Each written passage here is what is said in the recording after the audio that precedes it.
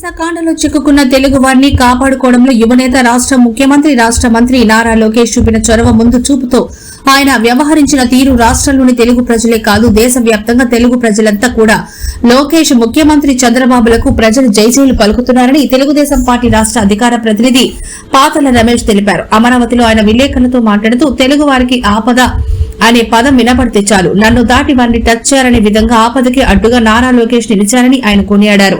నేపాల్లో తెలుగు వారు చిక్కుకుంటే జగన్ రెడ్డి నుంచి కనీస స్పందన లేదని, మానవతా దృక్పథంతో కూడా జగన్ వ్యవహరించలేదని ఆయన విమర్శించారు. గతంలో ఉత్తరాఖండ్ వరదల్లో చిక్కుకుపోయిన తెలుగు వారిని తీసుకురావడంలో, గల్ఫ్ దేశాల్లో చిక్కుకుపోయిన వారిని స్వదేశాలకు తీసుకురావడంలో చంద్రబాబు నాయుడు కీలక పాత్ర పోషించారని ఆయన కొనియాడారు.